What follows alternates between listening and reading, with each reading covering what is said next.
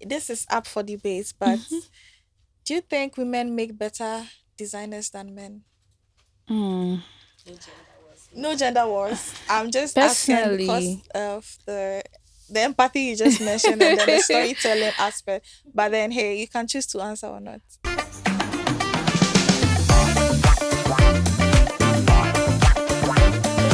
Welcome to Building Bytes, where we tell relevant stories about Ghana's tech ecosystem to fuel innovation and drive the growth of our digital economy.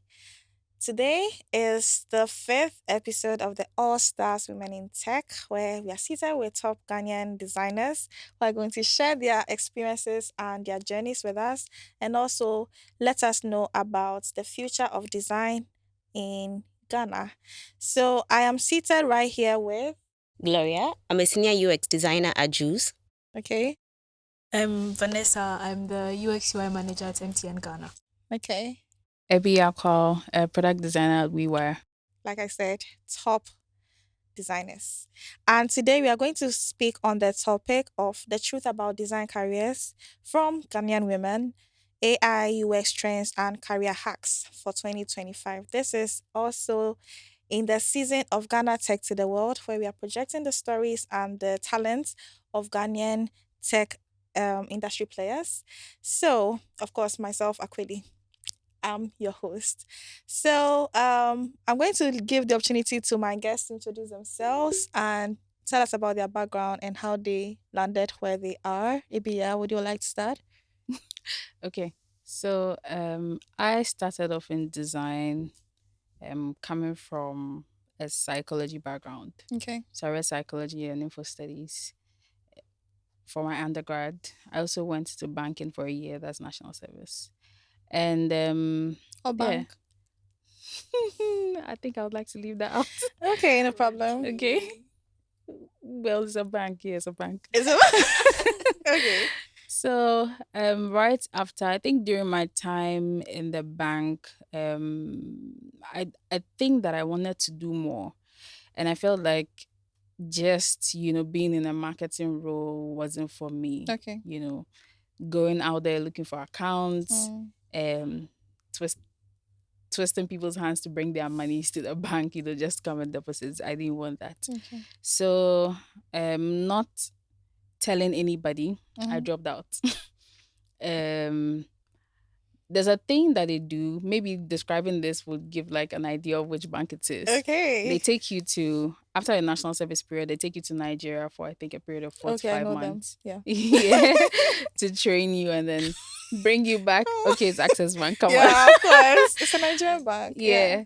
Oh, Um, really? Yeah, it is. so after the training, you become a full-time staff. Mm, And everyone knew, the state of jobs in Ghana after school, mhm. not everyone gets that opportunity. So Okay. my family knew, okay, you're going to go through it because you're already in there. Mm, But then I didn't go. I mm, didn't write the test. I didn't go.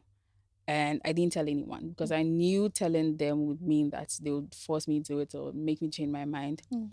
So coming out with the idea that I was going to apply for scholarships and then I'll get into school, I'll find a job. So I Mm. just started applying, and after a month, I realized that the world is not the way I thought it was going to be. Mm. So I think a friend reached out to me. She read engineering, biomedical engineering, Okay. and she reached out to me concerning a Figma bootcamp that was back in 2018. Mm. And I was ready for anything. At that time, I was desperate. So I just decided to go. Okay. It was for 4 days, but then spread over a month. So just a day in a week. Okay. So that was my first, contact with the tech world. Mm. Even though I didn't understand what was going on then, it just led me into exploring different things. I went on to participate in Python bootcamps, React mobile app development. So I started as a front end engineer and then transitioned into product. Yeah. Mm. I'm interested in the transition front end engineer to Okay, I think my front end experience after Python, I wanted to understand, what we were using Figma for during the bootcamp oh because okay. I could design.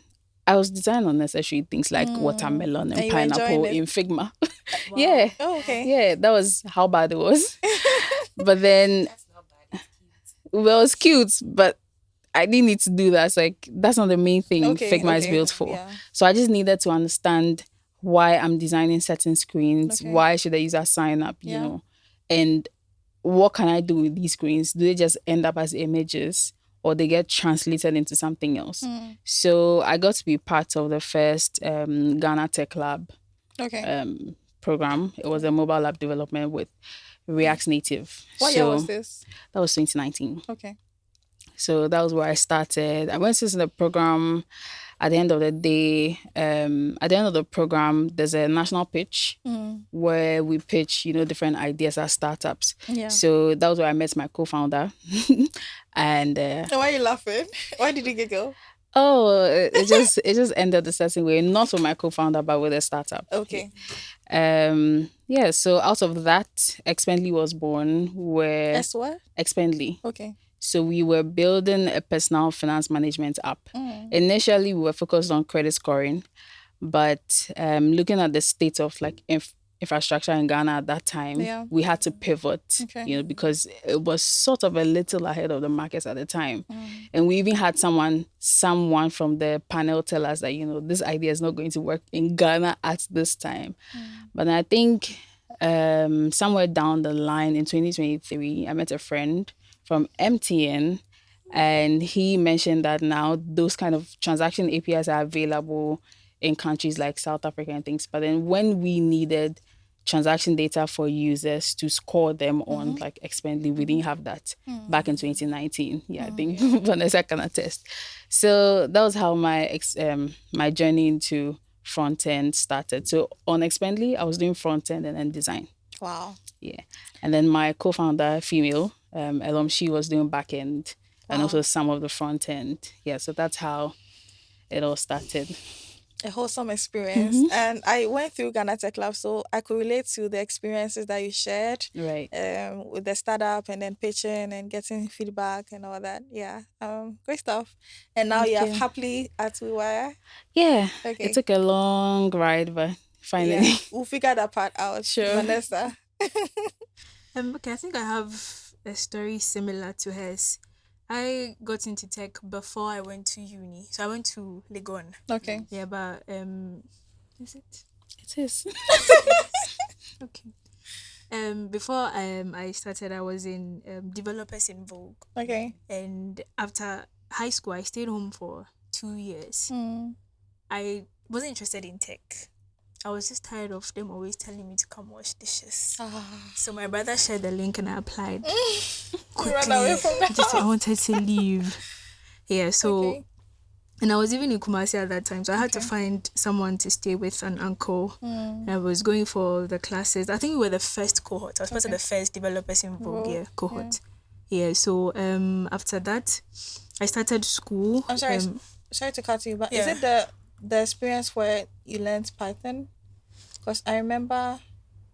Okay, it wasn't. Okay. No. The first cohort we did was mostly front end. It was front end. Yeah. Okay. Yeah, it was front end. Okay. Yeah. So after that, MEST had, my big brother was in MEST, so I knew like that ecosystem. Okay. Yeah. So a company there, I think they're called Devless. They did a hackathon, and myself and a few girls who were in my cohort at Developers in Vogue. Yeah. We participated and then we won. We came out first. We got, how much did we get? Was it $400 or something? Wow. Yeah. We started a startup called Trashy Cash, and it was my idea, so I was like all sold out. Like I really wanted to build it. I think the idea was to have a platform where people can sell their plastic waste. Yeah, so that's how that one started. Interesting. And with time, I mean, it was taking my focus from school. Okay. So with time, I think What were you in doing in school? plant biology. Okay. Yeah, in Legon. So getting to level 200, I told Ivy, the founder, that I want to focus on schooling. So I stopped with that. But then I started with internships. So my first internship was, I was doing, I think, WordPress and a little bit of front end with Built by Cavemen. Okay. So they were like a digital agency, one of the really coolest digital agencies. So it was there that I even found out about UX design, because I always used to wonder, like, in developers in Vogue, they would give us say an assignment that build something. So I always wondered, how do the developers know what to build, how to make it look like, the color, the font, and everything. So when I went there and I saw someone designing a website, I was like, oh, okay, so this is where it comes from. Yeah. So I got interested. I think he was using Adobe XD, even though Okay. nobody uses that anymore. People should do it. But Interesting. then, yeah. They'll come to the The lights. yeah. Yeah. Soon. Yeah, they'll come to the light soon. So I started with Adobe XD, and I realized should I say I had a knack for it? Like, it was easy for me to just. I mean, back then I didn't know much. I thought it was just like rectangle, then color, then text. But it was easy for me to Okay. do. Yeah, and I think the person who was doing the job, and I was sort of following his steps, he was really impressed. It was my first time and I was able to do something. Yeah, so I started from there. Then that basically turned me from front end to UX design. Yeah, then I interned, I think in 2019 at eProcess Ecobank. Okay. Yeah, we even got that opportunity through developers in Vogue. Okay. Yeah, and that was why I met my mentor, Euclid. He's like the head of design. He's so amazing. He's so smart. I was hearing words like cognitive overload. This is all part of the design. Because I didn't know much. All I knew was Figma. Then you just put screens up. So he delved more into the research parts, more into the UX, like user behaviors and all that. So from there, when I was done with the internship, I found myself practicing. Like, I would go on Instagram, I'll see people's short posts, maybe the reason why a form should look like this, the reason why a button should be positioned here and not there. Yeah, so I learned more and more and more, and then I was able to get work for clients. So whilst in school, I was able to like get small money to be Wow. fending for myself. And then right after school, I got recruited into Farmerline. Yeah, so I was doing national service and then full time at the same time at Farmerline. Yes, so but I didn't finish the national service because I wanted more money. So I got a better offer, and then I left them. And I think I was with that company for a year. Okay. And then I decided to apply to MT. I was like, it wouldn't hurt. It was a managerial role. So like, it wouldn't hurt. I just applied and I got it. Wow. Yeah, so it was a huge leap for me because I'm used to being behind my laptop designing. It's sad I'm using the word loved now. Like, I loved that part. But then coming into MT and having to manage people, like work with designers, work with product owners, work with IT. I think I love this part more than when I used to be behind the PC, like doing the screens and all that. So that's a bit about my journey, how I got into design. Wow. Women who love their jobs. Gloria, do you love your job? I do. Okay. Tell us about your story then. My first step into the world of tech was first into the field of graphic design. But that wasn't where I started. Okay. I started wanting to be a news anchor because of Gifty Auntie. Oh. My mom used to watch her and admire her all the time. And I was like, I'm becoming a news anchor. It hasn't happened, but we will see about that. So I studied literature in senior high school. And then I came to Legon to What study school? Maoli School. Okay. So I came to Legon to study linguistics. Okay. While I was there, I realized that most of the people who had done my degree and gone out would come to campus looking for jobs. And I did a bit more like making friends with other people. And I found out that, wow, the world out there isn't as beautiful as I saw it. Like, just finish school and then all of a sudden you get a position at TV3 and then, wow, you're a news anchor. So when I realized that that wasn't going to be the path for me, I decided to do a bit of Google search. And they said that one of the best things you can do for yourself as a young person is to learn a high income skill. So I decided to just write down all the high income skills: software development, graphic design, data analysis, data analytics, all of them. And I started looking for courses, bootcamps after bootcamps. My very first one that I took was organized by Pentecost Church. And they had this like 3 months online program where you could join and then learn how to design and also learn WordPress. We're in the church. I wasn't in the church. I So wasn't. how did you end up there? I don't actually remember how I ended up there. All I knew was that my name was part of the training. And then from there, I was a developer in Vogue. I took like 2 of their 6 months training. From there, I went to Ronco Academy. I did their training. I think I took pre-mest as well. And then I came online. I went to Coursera. I took She Codes. I took like as many as you can think. I did data analysis. I did everything you could While think you're of in school. whilst I was in school. And so in the midst of that, I remember after trying everything, even with like I learned front end, back end. When it came, usually you do demos and presentations, right? I always ended up doing my demos in Figma. So we would learn, let's say, the main stack, so React and all the other coding languages. Yeah. And then when it comes for us to demo, I would prefer to go do a Figma prototype and then show that. So then I decided, okay, maybe this is where I'm more attracted to. So let me look into that. And the thing that pulled me further was that I was the kind of person that I think once I do something good, I don't keep quiet about it. Like, I'm going to put it out there. If I spend 5 hours to make a prototype, the world must see it, even if it's just 2 people on my WhatsApp. So I started putting my work out on WhatsApp, and then I got a client from there. One wanted me to do a graphics design for it. That was during COVID. And then another person wanted me to design a tablet software. So something that people could use to check, when you go to like a hotel, or an event, perfectly, you check in. So once I did that and I realized, I don't even need to go to an office to make money, my whole mind switched. I was like, girl, I'm going to make money from home.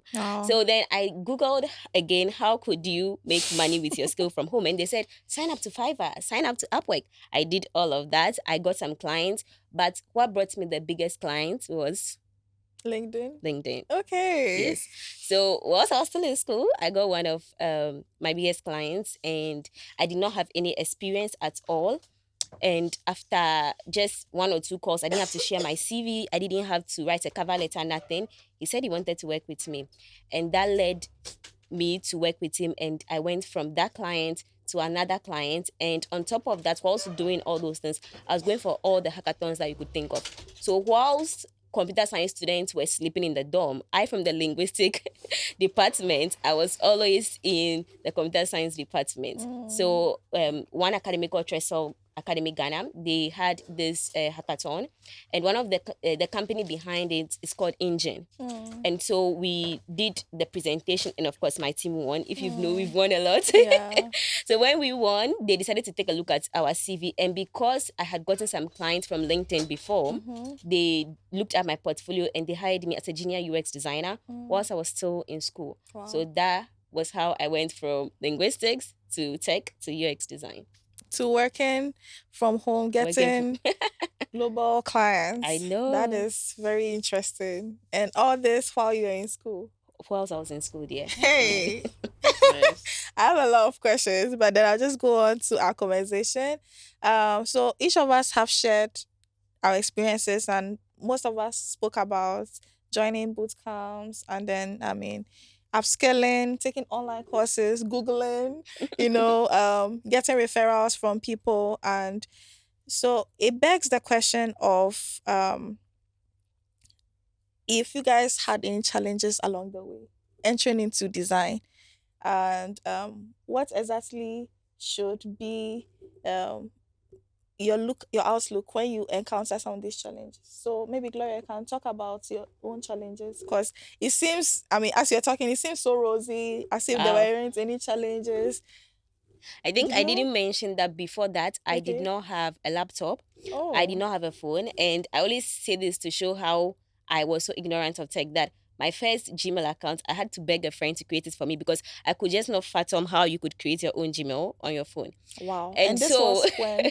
This was around 2018, 2019. When Senior, junior? Yeah, senior. Yeah. Senior So school. when I came to Legon... Wait, you created your first email account in senior high school? Yeah, senior high school. Okay. Yeah. So when I came to Legon, I still did not have a laptop. Okay. But then I would we have this computer labs on campus in the libraries, and I would go and use it. So that's where I started. So first one was, of course, challenges with getting a device. Yeah. But then, of course, down the line, you made money, you bought one. Oh, my mom bought my first laptop for me. So thank you, Mom, if you're watching this. But then I think one of the biggest challenges I had once I made up my mind that I was going to go into the field was of tech was comparison. There were people already online on Behance, on Dribble, on LinkedIn who had such a good portfolio. People from Google, you look at their CV, you look at the depth of work they do, and then you look at what you're doing and you're like, nah, this, like, I don't stand a chance. So I think I had to overcome that mindset that everybody who knows something now started from day one, and there was a time they did not know that. So I can also start and then do it. So I used to watch a lot of videos of people who took the unoriginal path into UX design on YouTube. I watch a lot of videos like that, and that gave me encouragement that if all these people who did not have an education in the field can now do the things they are doing, I can do it. So that was what encouraged me to keep going. An original path to design. Yeah. I think all of us took it. Yes, all of us. Okay. So what's the original path? Getting a degree in like user experience design. Exactly. And then In get Ghana? an internship. That's one thing. Okay. In Ghana, we don't have such degrees in the first place. But maybe if you took computer science, then that could lead to it.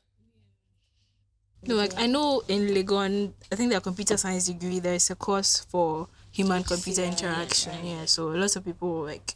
Pick I think that's design. just like one course in like my own semester. Yeah, and I think that was also in collaboration with Figma and ADP list Okay. at the time. So that also like encouraged the introduction of that particular course. Yeah. Interesting. That's cool.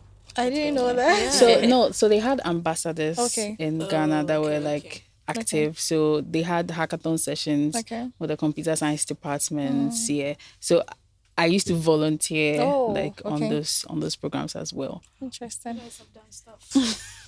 We all have. But I Interesting. honestly wish that, you know, I knew some of these things during my undergrad.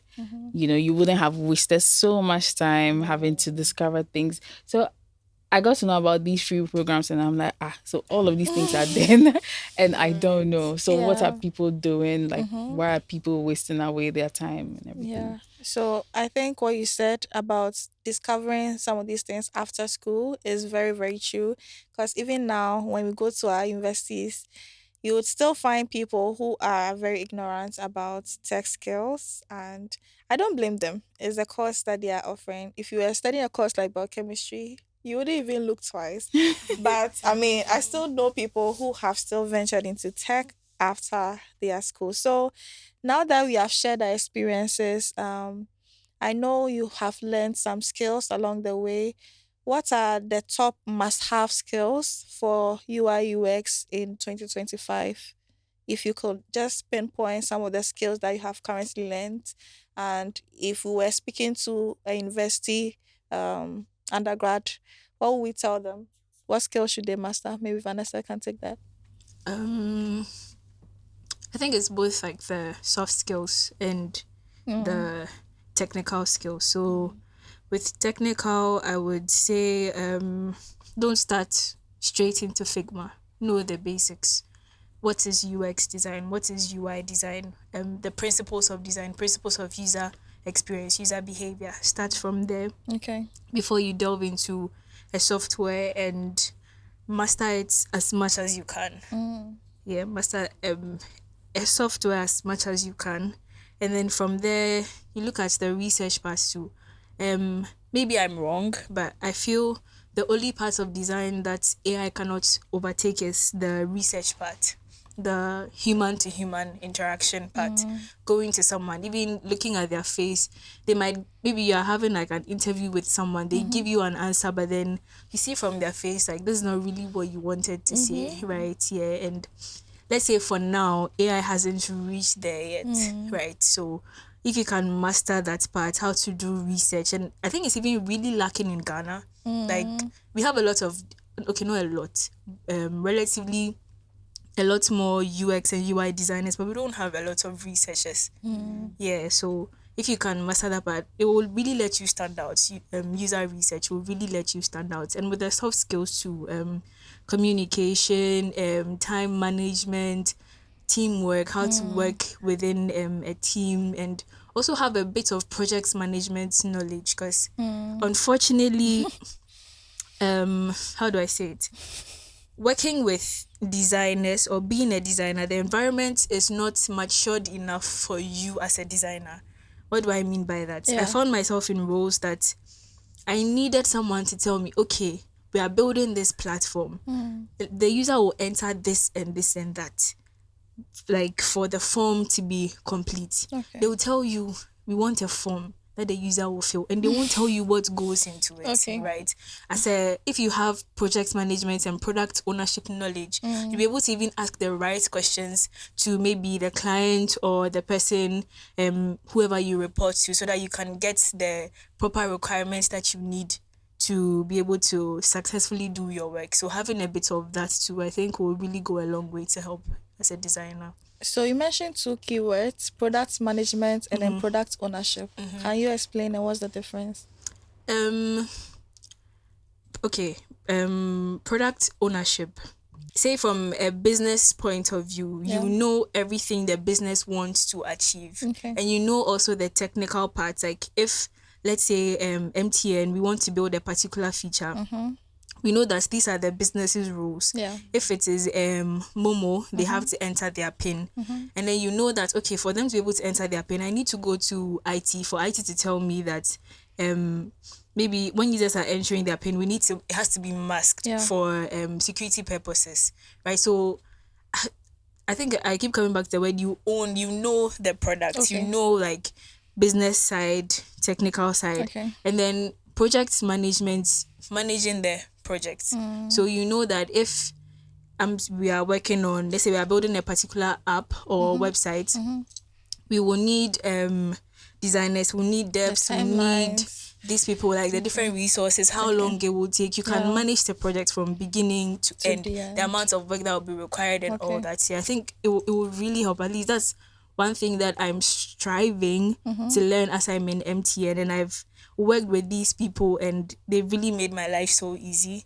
So yeah, now I'm striving to learn those skills myself, and if every designer learns that, I think it will really help them. Interesting. Yeah. So I'll Ebi-Yaa. say empathy, collaboration, and the art of asking questions. Just to touch on what she said. So from the UX point of view, not only like researching, but then sometimes as a designer, you know, we design for different industries, and you won't always find yourself in. I do fintech, so you know I'm just building fintech. Okay. Someone will come to me with an automobile business. You know, I want a product for this business of mine. They could come to you with health, you know, something. And you should be able to know how to ask the right questions to get, you know, the desired results. Like she's saying, most of the people that come to you would not know what they are looking for. They just know you want something that does this Uber-like app. You know, that's a term. You know, something like app. So you need to know how to break it down, understand that, okay, and that's where empathy also comes in. Yeah. You need to know the context in which that user is going to interact with the product. Okay. You know, how are they in terms of entering their PIN? I was going to ask you why it's not maxed right now though, but the Momo PIN. No, on the app USSD. I know that's yeah, but Maybe she'll answer. It's about my pig. Okay. right. So you need to put yourself in the user's shoes, be able to, you know, in Ghana, you won't have those kind of opportunities. Sometimes the bandwidth you're given, you know, to work with, you won't have such opportunities to go do all the research that you need to. But then sometimes it will just take you imagining, okay, I'm in this situation. Let's say I'm on a farm. I'm using an app for crops. What would I do? You know, what are some of the challenges I'll face? That's empathy. And also collaboration. Okay. Also having to manage people, you also need to know how to work with them. Okay. If you're a designer and you're building dribble like designs, you will always fight with engineers. What's dribble? I know what dribble is, Right. but for the purpose But, of our you know, audience, it's designs- a software where you showcase Yes. your Yes. project. Designs that are made for only pleasing the eye, Yeah. you know, those may not necessarily be functional designs, and they may not work for the context in which you're building. So you need to understand what the thinking process of the engineers are going to be, Mm. what can work, certain components that can work, even just the placement of a button.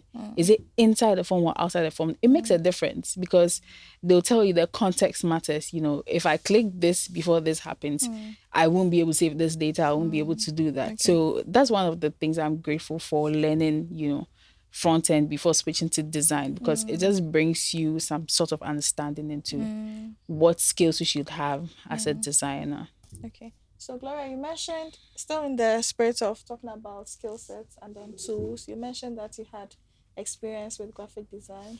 So, can you share a bit more into how it has helped you in your role as a UX or product designer?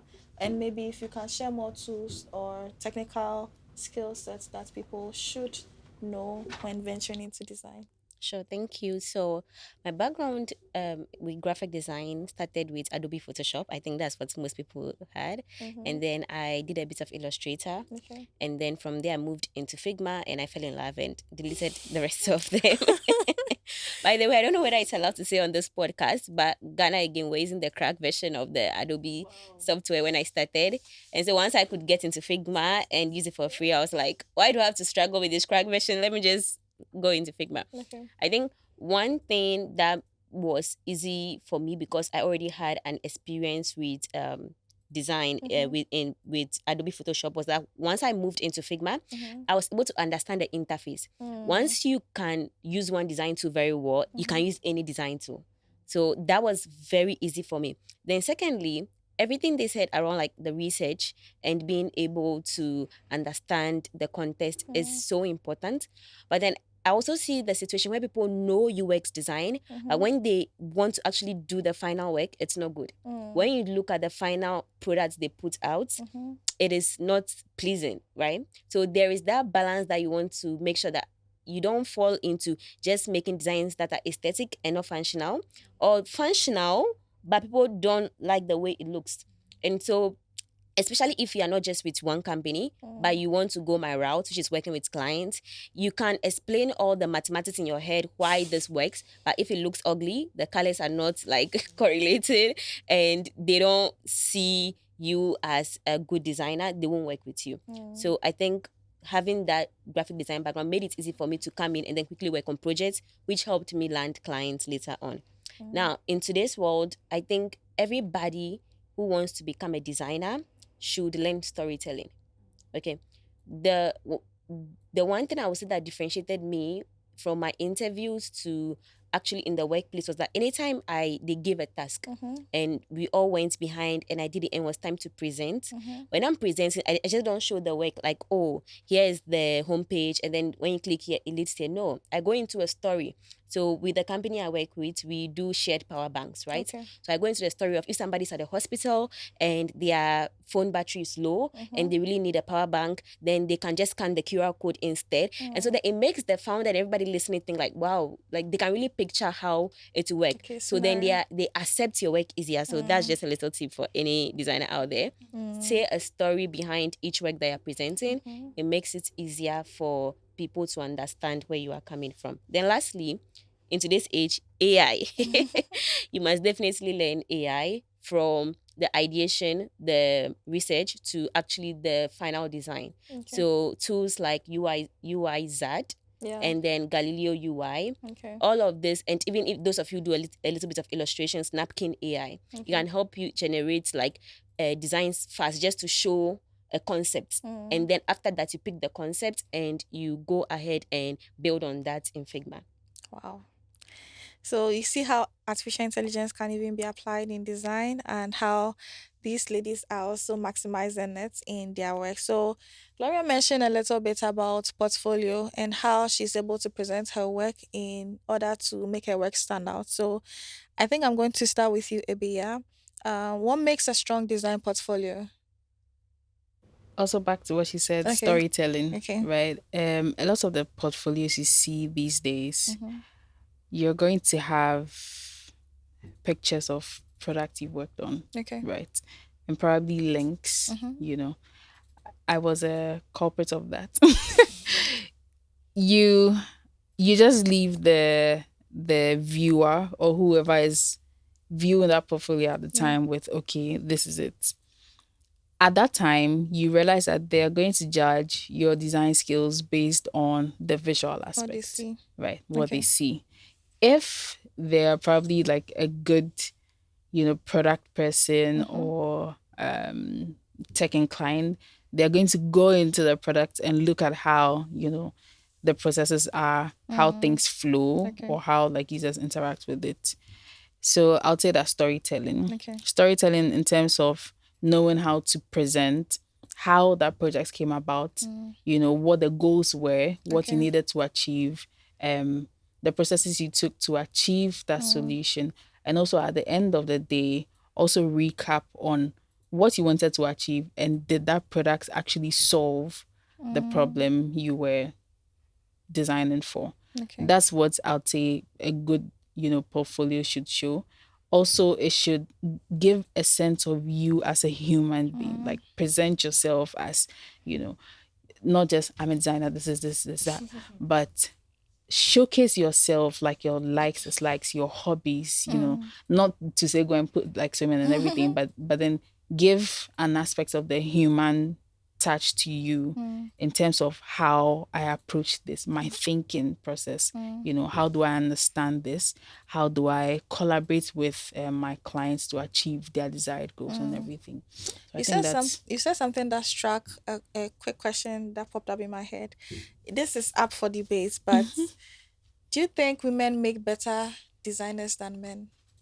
mm, No gender wars. I'm just asking because personally. of the empathy you just mentioned and then the storytelling aspect. But then, hey, you can choose to answer or not. Anyone Well, wants to pick it? personally, I've seen both genders produce bad designs Okay. before. So I wouldn't say women or men, Okay. I feel like, but what I think I see, Okay. this is just, Your personal to me. perspective. Okay. What I think I see is most women tend to, well, most women I have worked with Okay. tend to focus more on the visual aspect. The guys that get the UX get it. Like they will break it down to you. Okay. They will like show you why this is important. Okay. Not just the visual. Okay. Some start from the bottom up, some start from the UI and then downwards into. Okay. Because I started getting interested in the UI aspect before now working my way back towards UX.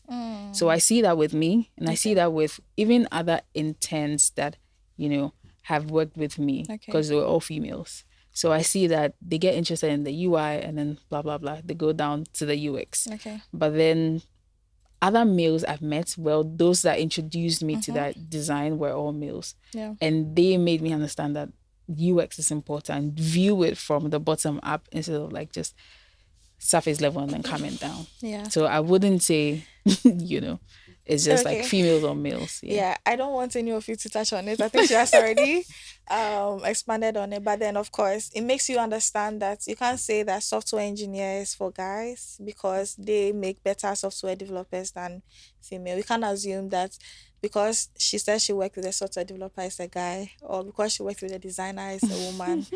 Anyway, so back to you, Vanessa. From your experience and from how you got into where you are right now, what do you think recruiters are looking out for in designers today? I think I'll answer this from my point of view because of where I work now, I'm sort of thrust into the position of a recruiter. So if I were to hire someone, what would I look out for? Yeah. Obviously, I'll look at your portfolio. I want to know your thought process, not just the output. How did you get to the final design or the final solution? So what's Ebi-Yaa and Gloria saying? The final solution You take notes? yeah. I want to know how you thought through it. Okay. Did you? And this is something. Let me confess. Yeah. So sometimes they say that Yeah. you, as a designer, you finish a project, then you now go and cook up A story. like stories journey. of user interviews and all, but you actually didn't do that, Okay. right? Okay. Yeah. So let's not do that. Even Don't though do it. when I was Nice. starting, when I was a child, I used to do that. Yeah, but now I'm grown. Yeah. Okay. And I mean, with working with users, I now know that yeah, you need to do that part, right? So I'll also look out for that. What actual work have you done with users? How did you go about it? How did you pick your insights? How did you translate those insights into design? So yeah, for me, I think the major thing for me is your thought process, and also I won't look past the aesthetics of your designs. I learned about a law, one of the UX laws. I think it's called aesthetic usability law. It's like good design has a way of tricking the user's brain to think that bad design that looks good is able to trick the user's brain for them to think that it's good design. So So there are UX flaws, but then because it looks good, yeah. they are able to sail through it. Sometimes without realizing the bad UX that is in there. So yeah, I definitely won't overlook that as well. So yeah, your thoughts process, interaction with users, and then the aesthetics of your design. Yeah. Okay. Can I bring something in? Yeah, so while you do that, I also want you to talk about how you design for diverse markets because you mentioned something about you working with global clients and getting remote clients as well.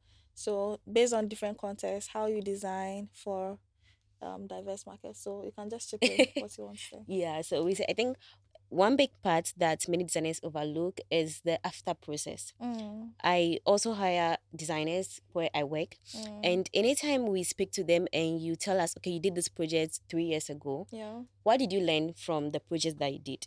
How have Mm, you grown since then? What were the results? mm, Because everybody now can maybe just do something in Figma and call yeah. it a project. Mm-hmm. But what were the actual results on the ground? I think you should always include that, The and that would afterthoughts. differentiate you from other people if you are going for like an interview or it's a client like who is asking multiple designers and wanting to pick one person to work with. Mm. So that's one. I feel like I have just been given so much information. Like I can just leave this place and then go and put on LinkedIn product design.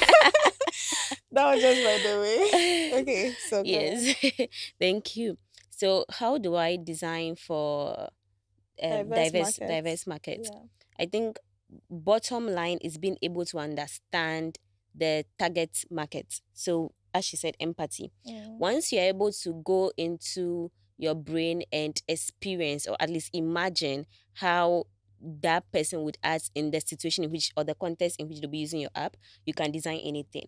So Mm. to give you an example, I Yeah. worked on a fintech project for market women in Africa, Mm. and the goal was to help them keep accounts of their finances. Okay. But there was um how do they call that word? Like there was a catch. Mm. The catch here is that there can be no text in the app. So no text, you can't write in the app. Interesting. So you have to design with only icons because the people we're targeting were people who couldn't read, Oh, okay. right? So we were going to use just the colors Mm. to help them identify certain things, plus symbols and then sound. Mm. Now, Right. or something like Can that. I ask what was the core goal of the project? Yes, the core goal of the project was to make financial tools and software accessible to market women because most of them they just sell and then they go home, spend the money, and their business is not growing. They can't understand why Okay. the business is not growing, Okay. right? So assuming they had a tool to help them manage it, Okay. their business would be able to grow. Okay. So once I was given that project, I was like, wow, all the work I had done up to that point, of course, we used test. Mm-hmm. So now how am I going to be able to like design with just icons and colors and sound? Fortunately for me, my mom sells in the market.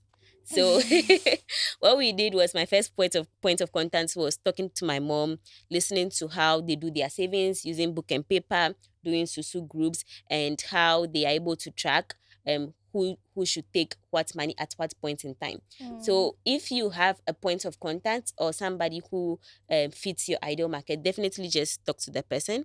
If you don't have that, another project, for instance, with Juice, Mm-hmm. they are mostly in the UK and they've expanded to like the US and Canada, but they are not yet in Ghana. Mm. So for an app like that, that's also like a whole different thing. So now I have to go and understand how would somebody, because most of the time it's in like hospitals and maybe public places, how is somebody who is in a rush to work, whose battery is low, wants a power bank, can get that power bank, or somebody who is in the hospital really needs to talk to somebody and the phone is dying. So like thinking about it, trying to make sure that your software is very easy for them to use, right? So instead of them downloading the app, we have an app clip where they can just scan, and without even downloading the app, they can rent the power bank, right? So trying to put yourself into the context of the situation as much as possible can help you design anything. Interesting. So this conversation is bringing us to the future of UX design and UI design as well. So I think I'm going to ask Ebi-Yaa this question. What's missing in UX today? The company you work with designs for African markets, and what do you see as a missing link, and what should we anticipate in the future of UX? Yeah. This is a tough one. What's missing in UX? Yeah. Okay. I think I'll just take it from. Everyone is so quiet. Yeah, it just got me thinking. Yeah. Yeah. When you say what's missing in UX, I'm tempted to reword it as what's missing in let's say like building products, Okay. but then like applying UX or something. So can I give you an example? Sure. Okay. So for example, we see a lot of people building fintechs, especially in Ghana. Lots of people want to enter into the financial technology, and most of the time they are almost all the time solving the same problem, right? Looking at the fact that we want to achieve inclusive finance and all that. What do you see is they are lacking? I don't know if you get it. What do you see they are lacking? Do you get what I'm coming from? Well, Yeah. I think it was along the same lines. Okay. Because Great. from what I see, right, for example, I've worked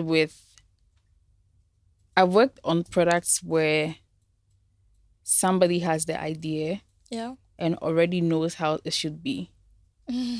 So this is it. We are building it. Okay. Let's build it. There's no And validation, nothing. yes, Okay. there is no Yeah. the UX part is not there. Yeah. When I say UX, I mean research. Yeah. It's just let's build because there's no time. Yeah. There's no time. So we build, we put out the concept of what we think it should be. Then now when people interact with it, we go back and refine. Based on what they are saying, based on how they're interacting with it and everything. And I think you saying they're all trying to solve the same idea would probably be a problem around innovation, Okay. also stemming from UX. Because if you did some research, like I was saying, expendly, we wanted to solve credit scoring and everything. But then we realized that even credit bureaus are receiving, loan information on customers 6 months after, applications have been made. So how is the system going to be updated so fast for us to get, data on Individuals customers to score them on? So you just realize that no, it's a good idea, but then from research, you realize that there are no good systems in place for you to build on. You're just going to build something that does not work at all. So that way, whether you're going to pivot, are you going to refine the idea? Okay. Are you going to add on something to make it more catchy? Right? So if you say what's missing in UX, I would say probably the research part is not being taken too seriously, especially in most startups in Ghana. Okay. Also, I've taken it with a pinch of salt. well, no comment. Yeah, the research part isn't, that good. And also innovating around like different things. Maybe people would build around the same idea because they see other people making money through it. Yeah. So why reinvent the wheel? Let's go the same way. There's this term about why reinvent the wheel, Yeah. do the same thing, and then, just add a little bit, let's change it. So you see the same thing is pink, but then you see different shades of pink, just with like minute differences. Yeah, so I'll just say the research aspect and probably innovation in like building the products that we have today. Okay. Um, does anyone want to say something with regards to that? Um, yeah. Okay. So I think what I also see missing is building or designing for the margins, right? So When you last say year, margins, what do you mean? yeah, You are going so to develop yeah, this. so Okay. last year at MTN we decided to embark on actually focusing on accessibility. Okay. So by the margins, I mean disabled Okay. users. So Okay. disabled visually, maybe in terms of hearing, maybe in terms of them being maimed and all that. But we decided to focus firstly on the visually impaired because our app doesn't really have any sound or video or anything. So it's Okay. mostly the visuals that if they are lacking in that part would really worry them. So I interacted with them. I think I worked with your producer Yao, Yeah. on that project, and to my surprise, they actually have a community. I've forgotten the name, like a group, Okay. right, an association, and their leader mentioned to me that they actually have the right to sue companies that don't accommodate them. Especially if they've written to you, like they've spoken to you, because But did they write to you? no, so Okay. thankfully for us, I reached out to them. Okay. Yeah, so I saved MTN millions of Ghana cedis, yes. Yeah, so they actually have the right to sue. That lets you know, and they were complaining that a lot of apps in Ghana don't work well for them, right? And it lets you know how much we neglect those people as if they are not part of our society.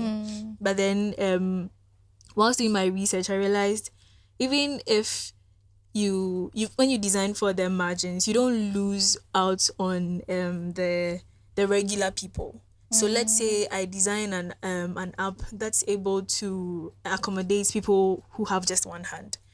There are so many instances where you as a fully abled human being, you become temporarily disabled in terms of you can only use one hand, right? So by considering the fact that someone might only have one hand, I have considered you to imagine one day, let's say you're holding your baby, let's say you're holding something in your hand and someone calls you, right? I think, maybe I'm wrong, but I think that's where the concept of having the navigation at the bottom of the phone, it helped. Yeah, I don't know WhatsApp whether moved it from the top to they bottom. moved from the hamburger thing to it's being bottom. on the bottom Yeah. because they realized your thumb. thumb can't really reach there. It's better at the bottom. So something like that. Let's say if they decided that they were designing for people who have just one hand, right? Imagine it affected everybody. Yeah. Like they included us. Like us who have regular hands in it. So I think that's one thing that's missing. Designing for people who are disabled. If we are able to cover that, it will really go a long way. And I think there's a worldwide organization for accessibility. I forgot it's called WCAG, but I don't remember the full meaning, but it's Okay. WCAG. Okay. They have these like lengthy guidelines. So if you look at it, a lot of companies in Ghana are failing in that. Yes. So I think if we are able to focus on that. What's the name of the company again? So they have WCAG and I Okay. think World Wide Web Consortium. I've forgotten Okay. it's a lot of Yeah. Okay. yeah. So that's one thing that I see that is missing, and I'm trying so hard for us to champion it at MTN, and then hopefully the story will catch on so other people will also do same. Okay. Just Okay. as she was speaking, something came to mind. Also designing for edge cases, Okay. right? Just an example. Yeah. So I experienced something where people go onto fintech apps and their job is to stress the system so much that they get money from it. How? Yeah. I know. So there How? are different ways to it, Okay. and sometimes when you Show work us in so that we'll oh come in. come on. People, yeah, because sometimes as designers we design. Mm-hmm. When I say edge cases, you may probably think, okay, if I process a transaction and it fails, what Mm-hmm. happens? You create Yeah. screens for that. But people Yeah, that's all actually, I think of. yeah, people actually reverse engineer Mm. applications and then, break it to a point where, okay, they find loopholes inside. Okay. So, for example, the idea of sessions, Yeah. login Yeah. Yeah. sessions. Yeah.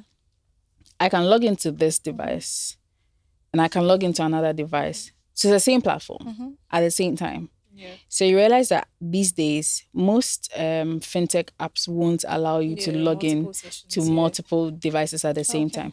The reason is sometimes there are different reasons, but this is just one of the examples. Sometimes you can process a transaction here, process a transaction there.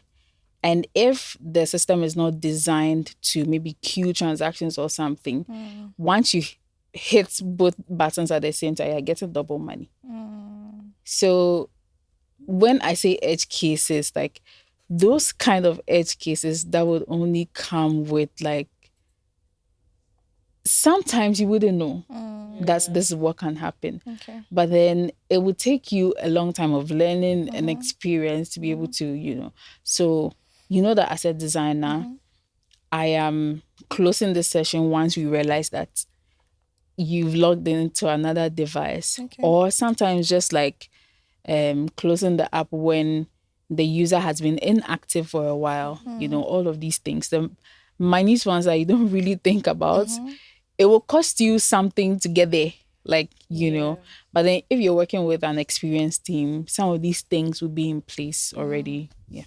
The conversation is getting very interesting.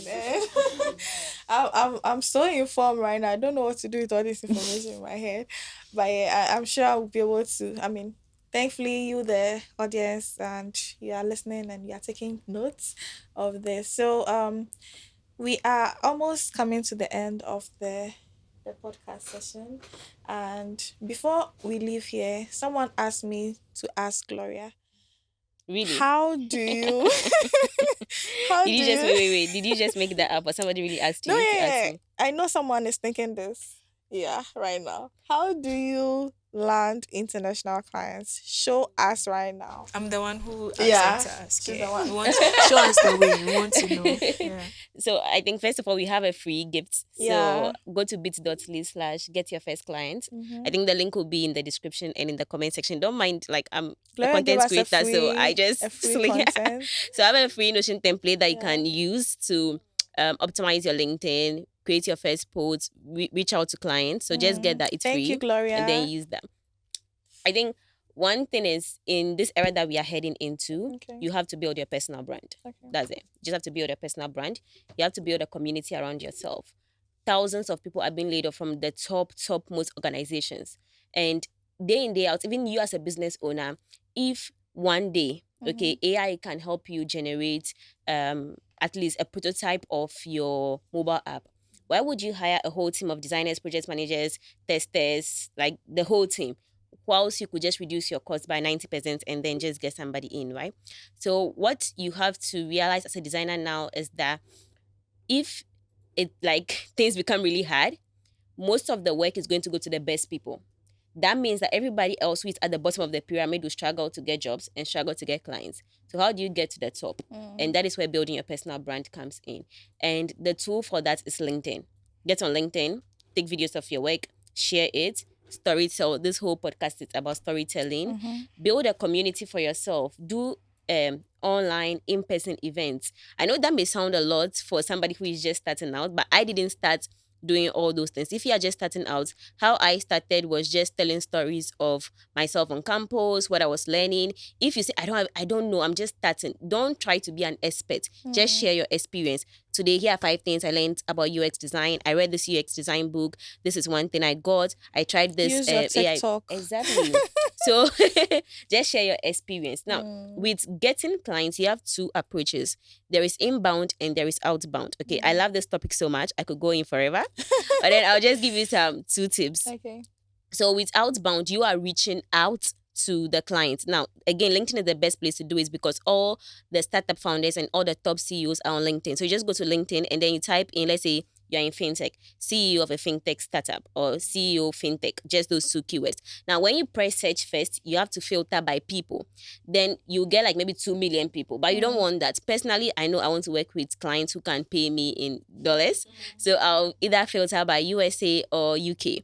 And then once I have that list, then I can go ahead and then send them a message. Now, what kind of message do you send? First of all, check their profile and then see whether they have made a post recently, and then check their post. From there, you can check their company page and then send them a message. Now, secondly, if you're applying for jobs, don't just apply for the job. I think the reason why I was able to get most of the jobs I applied for was that as soon as I applied, or before I even applied, I would go find either the hiring manager or the co-founder and send them a message. And once they see my profile, they're like, girl, can we have a call? Something. That is it. Yeah. So now that is outbound. But at this stage, I don't do outbound. I get like 100 plus clients. In fact, this month I got 220 clients from LinkedIn. So what I do now is to create viral posts. So you have to learn that. It's an art. But then when you learn to actually storytell properly, you can sell anything. It doesn't matter whether it's UX design, you have a digital product, a physical product, you have a printing shop, you can sell anything. So there is a framework designed by Lara Acosta. Lara, if you're watching this, hi. It's called the Slave Framework. So it starts with you telling the story. So 2 years ago, I was doing something. And then after you tell the story a bit, you bring in some lessons. So that's the L. Now, after you say the lessons, you go into action points, right?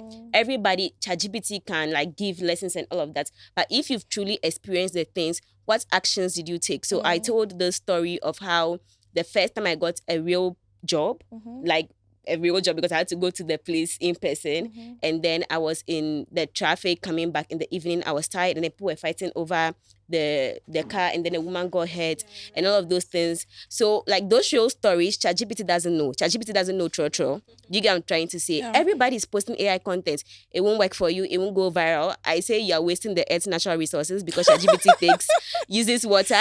One ChatGPT prompt is like a bottle of water. So if you are using bottles of water to make a damp post and can't put it on and then it doesn't go viral, you're wasting your time creating content because it's going nowhere. Nobody is seeing it, right? So back to the framework. Back to the framework, the slave framework. Start with a story, go to lessons, actions, and always end with a you. Anytime you read my post on LinkedIn, you realize that it feels like I'm talking to you because I'm very intentional that everybody who reads the post feels like I'm a friend to them. And the easiest way to do that is just say, you want something, do this. When you use that one sentence, it makes the person know that, oh, you are talking to me and I should do this. And then for engagement purposes, leave a question at the end. That's a small masterclass on creating viral posts on LinkedIn and attracting clients without having to reach out to them. Wow. And that was just outbound. I know, right? Yeah. So let's talk about the inbound or no, the second part, you guys. Don't pay me. Get the free. How do I call it? The free Notion templates and use that to guide you to start creating your posts. Okay. And that is how you build your personal brand. Wow. And do in-person events. Not everything should be online. Like this is fun. Do in-person events. Get to know people. Yeah. So I think we can wrap up this initial session with sharing your portfolio. Laura is on LinkedIn. LinkedIn, exactly. Yeah. Vanessa, how do we get in touch with you or see your work? My portfolio is old. I haven't updated in ages, but I do have a Behance. Okay. Yeah, and I'm also on LinkedIn as well. Okay. Yeah. That's a sign of a designer and a good job. They are not looking. Exactly, I'm not looking. Yeah, I'm on LinkedIn as well. Okay. Ebi-Yaa Kwaw. Yeah. Okay, so our final session is what we call overrated or underrated. So I'm going to mention some list of concepts or tools in design, and then we are going to figure it out whether it's overrated or underrated. Are you ready? Ready? Okay. Fun parts. Dribble portfolios. Overrated. Overrated. Now, let's see what to say. Join us. If you can fight us, join us. Dribble. Well, that's if you don't have like a personal portfolio, You know, What's the difference? if you do have, your own portfolio Like a hosted on a website, website, yeah. Okay, website. then Okay. I don't think you can just do it for Mind you, with fun. Dribble, you can't even do a full case study. You just like the Yes, base. So if it yes. was So that's Behance, why it's overrated. Yeah. I mean, Yeah. and Okay. Figma plugins. Ooh, very necessary. some are what are the underrated. options again? Overrated, underrated, and what? Yeah. Only It's those. Yeah, underrated. Underrated. You can Yeah, do they are- everything in Figma yeah, now. Your they're mockups, underrated. everything. Just get a Everything. plugin in. You're good to go. Dark mode design. Hmm. No, I don't This think it's particular one, underrated. this particular one, I think it depends on the industry, right? Okay. Looking at Web3, crypto apps and all those things, they have certain ways, the apps are designed, Okay. right? I think I'll just be on the fence for this one. Okay. It really I was depends about on what to you're say designing for. The next one would be designing for Web3. Oh, Yeah. So wait, you think the dark mode is sector bias? yeah. It's based on the industry. That's how I see it. I love dark mode. That's the thing. Everything Yeah, I do love dark mode, Just- but she's some are already not biased. necessary. Yeah, it's not necessary. That's the truth. Well, But like, because most of the time in the night, like by machines all the time, I just prefer dark mode. Right. And it's beautiful. Yeah, I wanted to Right. say something. But it's not overrated. Yeah, It's like not that. underrated. It's just But then the dark mode in the night, if the It's too designer, if the font is like plain white on dark, it's bad. that's true. Yeah. I think Make I the think shade of it's grey or something. well. The experience I had with it, at first I didn't really consider it much. I thought it was just nice to have. But then one time I had my mom tell me that I told her, I can make your phone like the theme dark. She was like, do that because of my eyes. So yeah, I think it's more, So then if it's you do it underrated. well, it falls more Yes. on the accessibility side Yes. than the aesthetic If you side. do it yeah, if you do Yeah. it well. Okay. Yeah. Minimalistic UI. Well, What are the options? underrated, overrated. Overrated, underrated. I'm on the fence for this one as well because I don't like busy design. But people go too minimalistic and forget essential things. Not even that. They just go get Google material design components, and then every app looks the same. Is the Right. truth? Yeah. And I think I wanted to just hint on this that like we copy a lot of like simplistic designs, but if you look at the Ghanaian environment, the African environment, we use a lot of bold colors, textures, but all that is missing in all our apps because we all want to just imitate. So, but I don't know. I also don't like too much busy. I like it. Keep it simple. Keep it clean. So it depends on the situation. Yeah, I for guess me I'm too. also personally biased because I love clean design. Yeah. It should be clean, it should be neat. But then don't also, like as she said, omit essential things because you want the design to be clean. Yeah, like sometimes you let's say you no hide personality things to the behind app. different steps because Okay. you want it to be like Clean. minimalistic. Whilst you need to put everything up front for the user to see it just at touch on. first glance. Yeah. AI generated designs. At this point in time, overrated. They are not that good yet. Well, maybe looking at the perspective of saving time, I would personally use it to save time. I think right now, even they actually end up wasting my time more because after you generate it and Yeah, you'd have to go you back go and back do and everything from again. scratch. I think in a few weeks, months, years, it would become like normally rated. But right now, there's a lot of hype, but nobody's actually building their products using AI.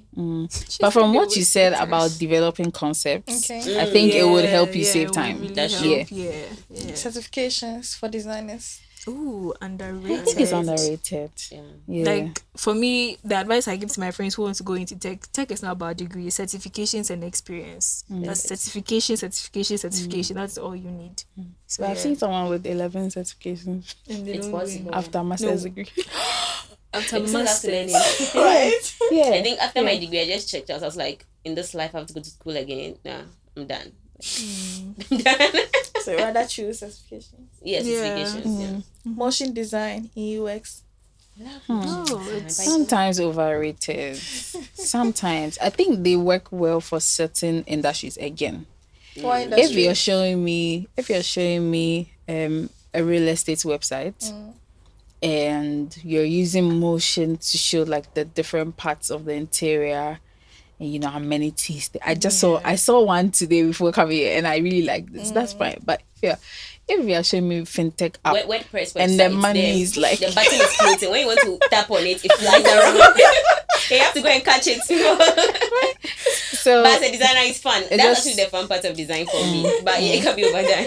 Yeah, so it depends on the industry. Okay. Personal branding for designers. Underrated. Don't get lost in the crowd, guys. Stand out. Networking on LinkedIn. That's the final one. Underrated. Many people still don't know how to use LinkedIn. I think I'm part of the people who don't know how to use LinkedIn. Come enjoy my LinkedIn visibility challenge. Because I'm currently running. I'm too shy.